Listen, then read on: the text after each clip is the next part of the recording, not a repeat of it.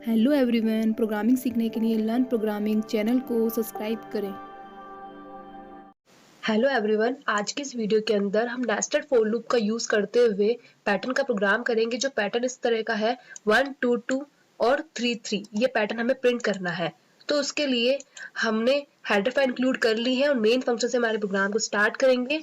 अब curly brackets की body start करते हैं और इंट नाम के डेटा टाइप में आई नाम का और जे नाम का वेरिएबल डिक्लेयर किया है। अब ये आई जे नाम का वेरिएबल डिक्लेयर क्यों किया है? क्योंकि हमें दो लूप चलाने हैं और एक रो के नहीं, एक कॉलम्स के नहीं। तो उसके लिए हमें दो वेरिएबल डिक्लेयर करने होंगे। अब यहाँ से हम व्हाइल लूप स्टार्ट करते हैं। हम हमारी कंडीशन चेक करेंगे यहाँ पे। तो हमको फोर लूप से स्टार्ट करते हैं। व्हाइल से भी कर सकते हो। फोर लूप से हम इसको स्टार्ट करते हैं। इसमें हम कंडीशन चेक करते हैं। इनिशियलाइज कर दिया आई को हमने 1 से, ठीक है। फिर हमने कंडीशन दी है कि आई जो है वो लेस देन इक्वल होना चाहिए 3, ठीक है। और फिर यहाँ पे हम इंक्रीमेंट कर रहे हैं। ये हमारा आउटर लूप है। इसके अंदर एक और इनर लूप आएगा जिसके अंदर हम स्टेटमेंट प्रिंट करवाने होती है। जो भी प्रिंट करवाना होता है वो यहाँ पे दिया जाता है। तो हम जे को इनिशियलाइज कर रहे हैं 1 से, ठीक है। फिर हम दे रहे हैं कि जे जो है वो लेस देन इक्वल है आई के, ठीक है। अब यहाँ पे हम फिर जे को इंक्रीमेंट कर रहे हैं इस प्रकार से। फिर यहाँ पे हम जो स्टेटमेंट लिखेंगे वो हमारा स्टेटमेंट प्रिंट होगा। तो यहाँ पे हम प्रिंटफ फंक्शन का यूज करते हुए %b और फिर यहाँ पे हम आई को प्रिंट करवाएंगे। अभी हमारा ये जो पैटर्न है 1 2 2 3 3 प्रिंट होगा। आई की वैल्यू को हम यहाँ पे प्रिंट करवाएंगे। ये हमारी वीडियो आप पूरी देखिए। मैं आपको ड्राई रन से समझाऊंगी कि किस तरह से ये लूप जो है वो चल रहा है, ठीक है। यहाँ पे ये दे दिया। अब इस ब्लॉक से बाहर आके और फिर यहाँ पे हम प्रिंटफ फंक्शन का वापस यूज करेंगे जो आउटर लूप के लिए है। यहाँ पे हम /n का यूज करेंगे, ठीक है। और फिर यहाँ पे इसको गेट से इसका प्रोग्राम को हम क्लोज करते हैं। इस तरह से ये क्लोज होगा। अब इसको हम एग्जीक्यूट करके देखते हैं कि हमारा प्रोग्राम किस तरह से रन हो रहा है। तो इसको हमने रन किया। अब यहाँ पे इस फाइल को सेव कर लेते हैं। हमारा आउटपुट आ चुका है 1 2 2 3 3। तो हमें इस तरह का ही पैटर्न चाहिए था जो हमारा प्रिंट हो चुका है। तो इस तरह से आप ये पैटर्न प्रिंट करा सकते हो नेस्टेड लूप का यूज करते हुए। तो अब हम इसको ड्राई रन से समझेंगे किस तरह से हमारा लूप चल रहा है। तो हमारा जो 1 2 2 3 3 आउटपुट कैसे आउटपुट स्क्रीन पर प्रिंट होगा, कैसे लूप चलेगा। तो उसके लिए हमने क्या किया है कि इंट नाम के डेटा टाइप के अंदर हमने एक आई नाम का वेरिएबल लिया है और एक जे नाम का, जो कि एक तो रो की नहीं है और एक कॉलम की नहीं है, ठीक है। आपको इतना तो पता ही होगा, ठीक है। अब हम यहाँ पे लूप चलाएंगे, स्टार्ट कर रहे हैं यहाँ से।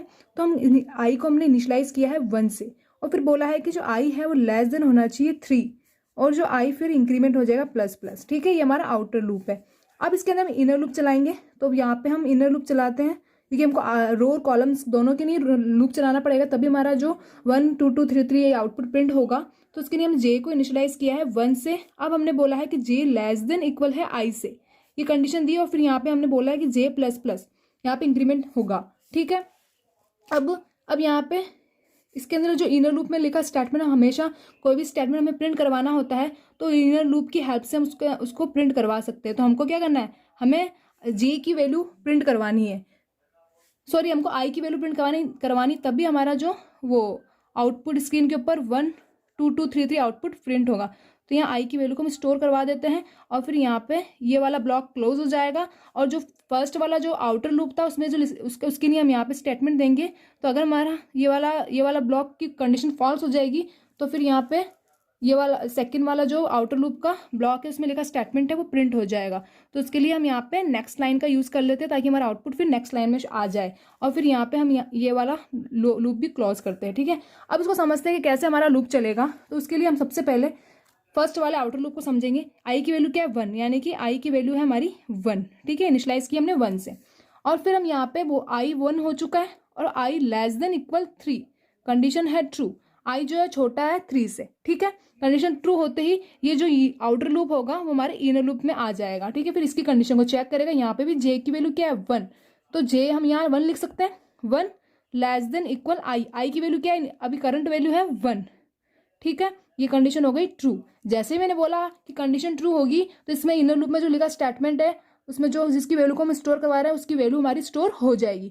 तो यहाँ आई की वैल्यू हमको प्रिंट करवानी है, तो हमारा एक कंडीशन ट्रू हो गया, तो ये वाला ब्लॉक स्टेटमेंट एग्जीक्यूट होगा, तो यहाँ पे हमारा फिर आउटपुट स्क्रीन पर 1 लिखा आ जाएगा। ठीक है, अब यहाँ पे हम इंक्रीमेंट करेंगे, जैसा कि यहाँ बताया गया इंक्रीमेंट कीजिए।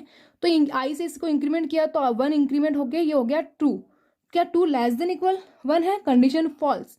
2 छोटा नहीं है, 1 से बड़ा है, कंडीशन हो गई फॉल्स। तो फिर मैंने क्या कहा था, जैसे ही कंडीशन फॉल्स हो जाएगी तो जो सेकंड वाला जो हमारा ये वाला लूप है, इसमें लिखा आउटर लूप में लिखा स्टेटमेंट है, प्रिंट हो जाएगा। इसमें लिखा है प्रिंट करवा रहे हैं स्लैशन, यानी कि नेक्स्ट लाइन लाने के लिए हमने यहाँ पे स्टेटमेंट दिया स्लैशन। तो हमारा जो कर्सर है आउटपुट का स्क्रीन के ऊपर, ये नेक्स्ट लाइन में आ जाएगा। ठीक है, अब यहाँ पे आ चुका है। अब हम वापस फिर कंडीशन चेक करेंगे, तो आउटर लूप के अंदर जाएंगे और उसमें हम इंक्रीमेंट करेंगे 1 से, यहाँ पे होगा 2, क्योंकि यहाँ पे भी आई प्लस प्लस है। तो 2 लेस देन क्या है, इक्वल 3, कंडीशन हो गई ट्रू। जैसे ही कंडीशन ट्रू होगी, ये हमारे इनर लूप के अंदर लिखी कंडीशन को चेक करेगा।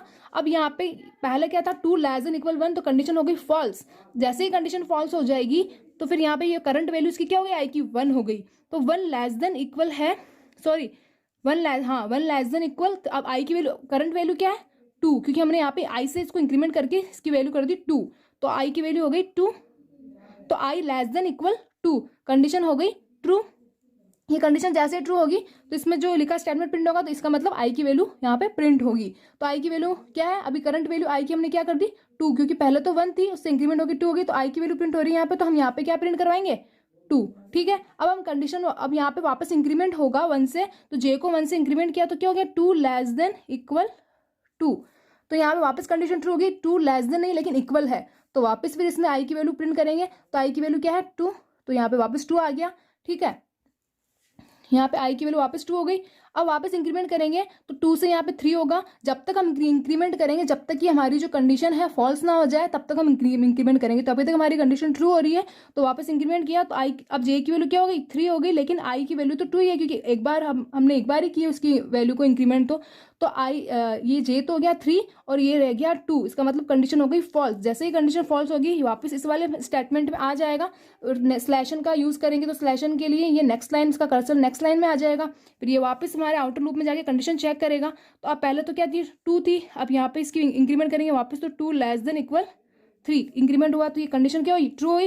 ये वापस इस वाले ब्लॉक में आएगा। अब यहाँ पे कंडीशन जैसे ही फॉल्स होती है, तो वापस जो उसकी स्टार्टिंग की वैल्यू होती है, वो हमारा जे की वैल्यू स्टार्टिंग की जो वैल्यू थी वही हो जाएगी। तो अब स्टार्टिंग वैल्यू क्या थी 1 थी, तो 1 लेस देन इक्वल, अब आई की वैल्यू क्या है करंट 3 है। ठीक है, तो फिर यहाँ पे लिखा हमने 3, तो ये कंडीशन हो गई ट्रू। जैसे ही कंडीशन ट्रू होगी तो ये आई में जो आई की वैल्यू हम प्रिंट करवाएंगे, ये वाला स्टेटमेंट प्रिंट होगा। तो आई की वैल्यू क्या है अभी करंट 3, तो यहाँ पे हम लिखेंगे 3।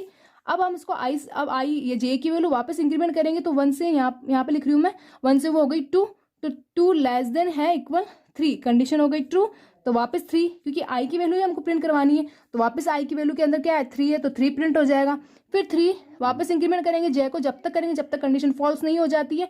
तो 3 less than equal 3, condition true, तो यहाँ पे हो गया 3। ठीक है, इस तरह से ये प्रिंट हो गया। अब हमने किया 4 लेस देन इक्वल 3, कंडीशन हो गई फॉल्स। जैसे ही कंडीशन फॉल्स होगी, फिर ये वापस यहाँ पे आ जाएगा स्लैशन वाली लाइन, इसमें कर्सर हमारा ये वाला प्रिंट होगा, तो कर्सर नेक्स्ट लाइन में आ जाएगा, तो फिर नेक्स्ट लाइन में शो हो गया।